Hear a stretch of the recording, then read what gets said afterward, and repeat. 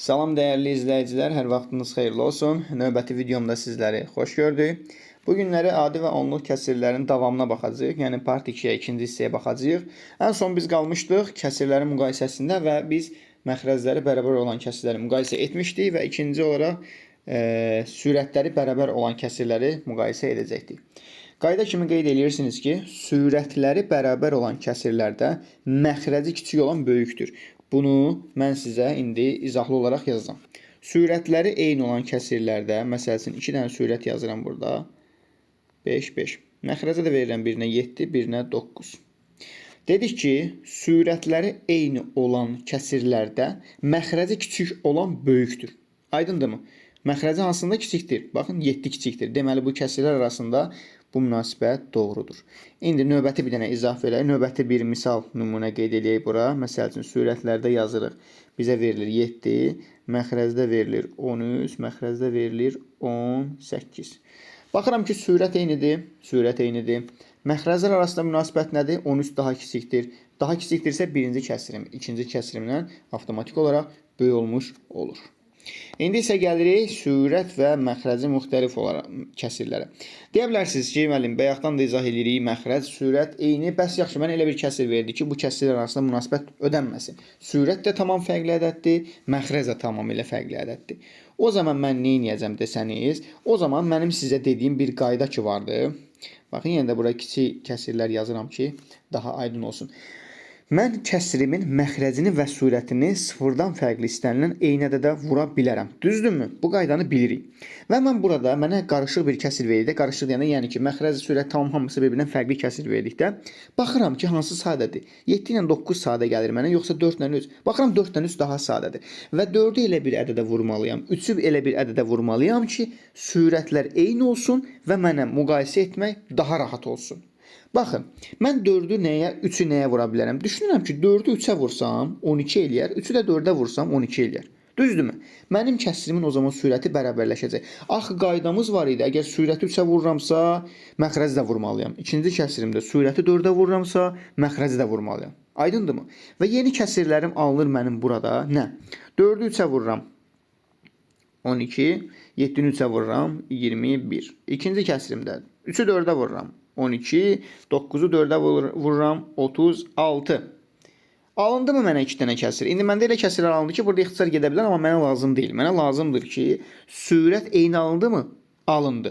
Və qayıdıram mənim tərifimə. Nə idi? Sürətləri bərabər olan kəsirlərdə məxrəci kiçik olan kəsirimiz daha böyükdür. Sürət eynidirmi? Eynidir. Məxrəc hansı kiçikdir? 21 kiçikdir. Deməli, birinci kəsirim ikincidən böyükdür. Aydın oldu. Yəni, tərifdə verilən mənə, daha doğrusu, misalda verilən birinci kəsirim, yəni 7-də 4 kəsirim, 9-da 3 kəsirimdən böyükdür. Aydın oldu mu? Yəni, əgər siz görsəz ki, məxrəc, sürət müxtəlif ədədlərdir, yəni burada gözünüzü qorxutmağa ehtiyac yoxdur. Onun ən kiçik olanlarına baxırsınız, eyni ədədlərə vurursunuz və ikisini də eyni bir sürəti və yaxud da məxrəci eyni ədədə gətirirsiniz. Növbəti bir müqayisə üsulu var ki, onluq kəsirlərin şəklində müqayisə. Məsəl üçün, bizə onluq kəsirlər verə bilər. Deyim necə onluq kəsirlər. Məsəl üçün, 0,71 və 0,62. 2 dənə kəsir, onluq kəsir verib mənə.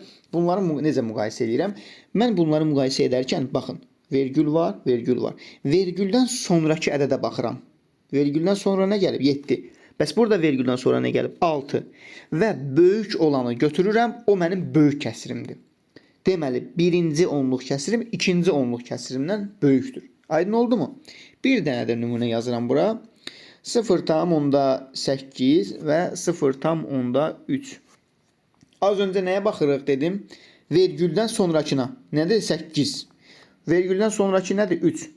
8 3-dən böyükdürmü? Bu onluq kəsirimdə birinci 0,8, 0,3-dən böyükdür. Aydın oldu mu? İndi bir dənə beləsini yaza bilərəm ki, məsəl üçün, bir yox, yazıram 0,42 və 0,41.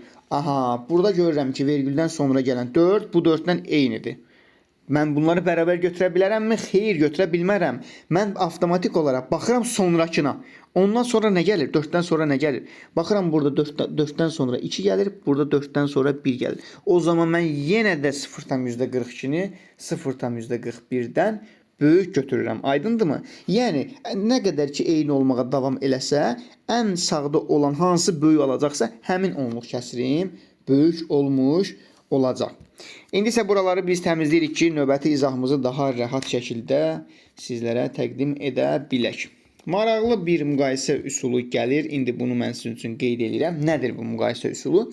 Baxın, sürət və məxrəc arasındakı fərq eynidirsə, sürət və məxrəc arasındakı fərq eynidirsə, aha, burada mən saxlayıram sözümü, yazıram kəsirlərimi bir nümunə kimi bura.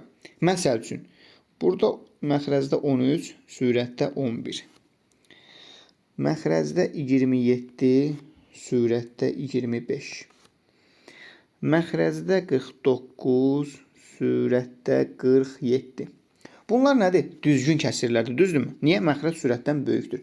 Bunlar düzgün kəsirlərdir. Və mənim qaydam belə olur ki, sürət və məxrəc arasındakı fərq eynidirsə, baxın, 11 ilə 13 arasındakı nə fərq var? 2 fərq var. 25 ilə 27 arasında nə fərq var? 2 fərq var. 47 ilə 49 arasında nə fərq var? 2 fərq var. Deməli, nə oldu? Mənim tərifimdə sürət və məxrəc arasındakı fərq sözü ödəndi. Fərqləri eynidir. Bəs bu zaman necə müqayisə edirəm?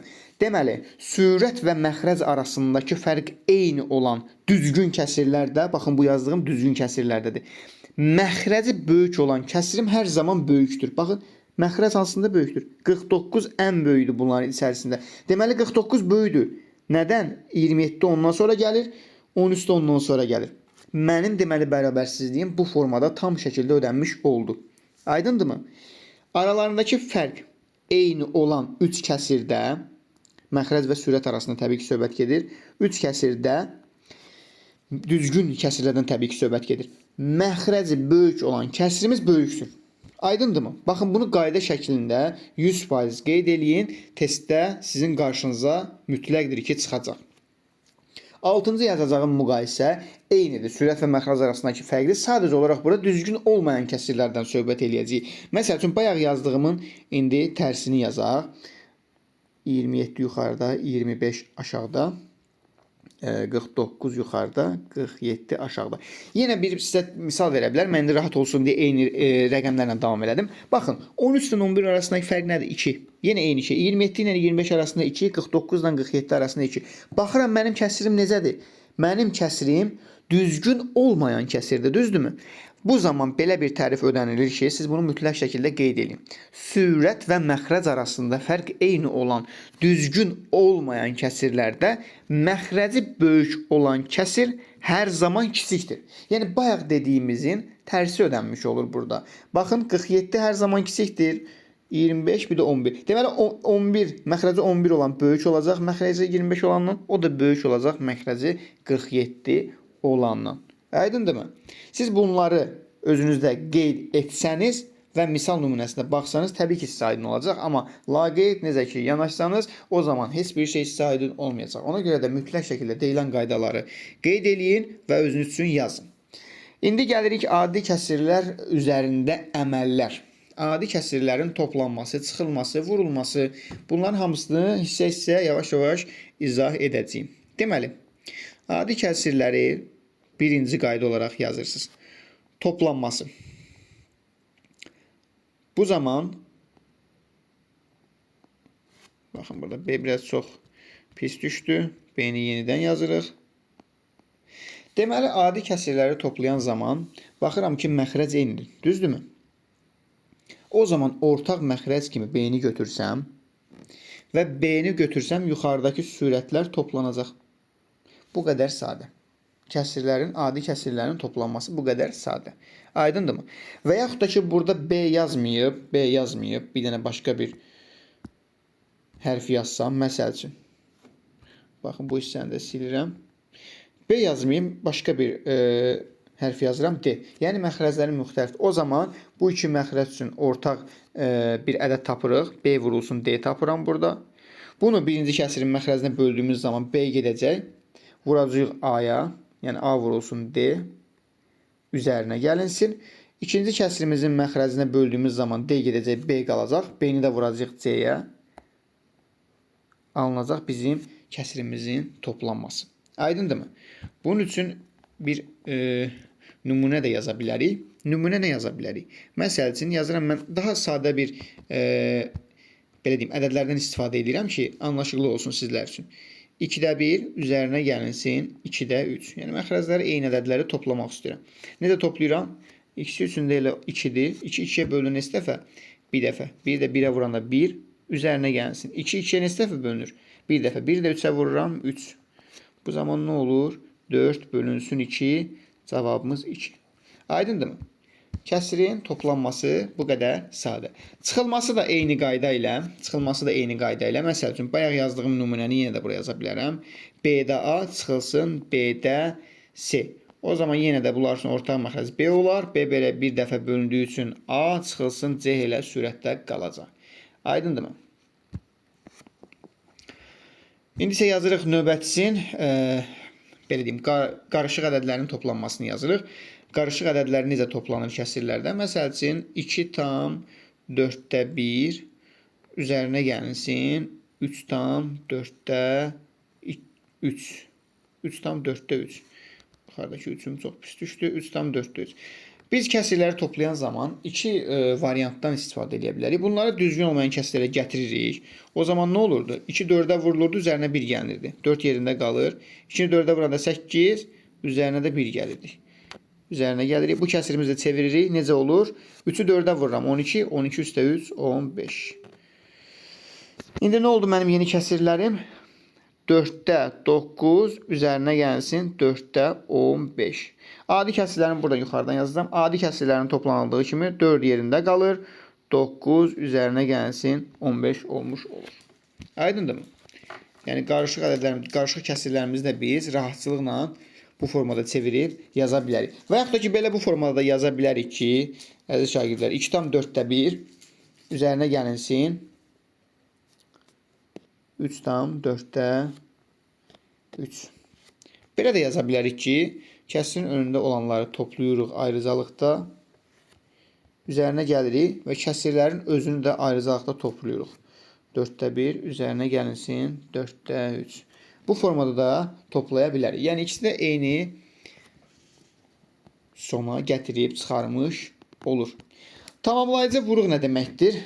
Tamamlayıcı vuruq o deməkdir ki, məsəl üçün bayaqları mən sizə dedim, izah da etmişdim. Bəlkə də öncəki videoda izah eləmişim. Sadəcə burada yadıma düşdü deyə istəyirəm ki, bunu sizə deyəm. Məsəl üçün kəsirin dediyimiz sürət və məxrəcini eyni ədədə vura bilərik. Bax, vura bilərik dediyim bu ədəd ki var, 4 ədədi. 4 bu kəsirin tamamlayıcı vuruğu adlanır. Yəni tamamlayıcı vuruq sözü deyiləndə siz yadırğamırsınız, bilirsiniz ki, tamamlayıcı vuruq nədən bəhs edir. İndi isə kəsirlərin vurmasına gəlirik. Kəsirlər necə vurulur? Baxın, adi kəsirlərdən vurmadan, məsələn 4-də 1 vurulsun 5-də 2 kəsirini. Necə vururuq bir-birinə? Adi normal qayda vururuq. Sadəcə orta vurma işarəsi olduğu üçün ixtisara gedə bilənlər varmı? Var. Baxın, çarpaz şəkildə ixtisara gedən var. 4 ilə 2 üçün 2 gedir. Deməli, yuxarıda 1 qalır, aşağıda da 2 vurulsun 5 qalır. Yəni, onda 1 kəsiri qalmış olur. Bəs yaxşı, qarışıq ədədlər üçün, qarışıq kəsirlər üçün bu necə olur? Nümunə gətiririk bir dənə də. Məsəl üçün, 2 tam 3-də 2 vurulsun 3 tam necə izah edeyim sizə? 3 tam 2-də 1. Bu zaman biz bunları necə vuracağıq? Bunlar qarışıqdır. Bunları biz gətirib düzgün olmayan kəsir formasına bilirik qaydasını. Birinci kəsirimizdə 3 qalır. 2-ni 3-ə vururuq 6. Üzərinə gəlirik 2, 8. Vurulsun. 3-ü 2-yə vururuq 6. 6 üzərinə 1 gəlirik 7. Yenə də adi bayaq dediyim vurma qaydasını istifadə edirik. Sadəcə ixtisara gedənlər var. 8 ilə 2 üçün 2 ixtisara gedir. Burada yuxarıda qalır 4.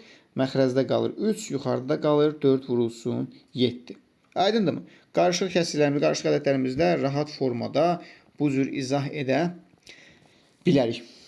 Baxaq görək. Bəli, vaxtımız sona çatır demək olar ki, əziz şagirdlər, növbəti videoda sizlərlə görüşənədək özünüzdən müğayət olun və bundan öncəki videoları izləməyə davam edin. Sağ olun, gələn görüşlərədək.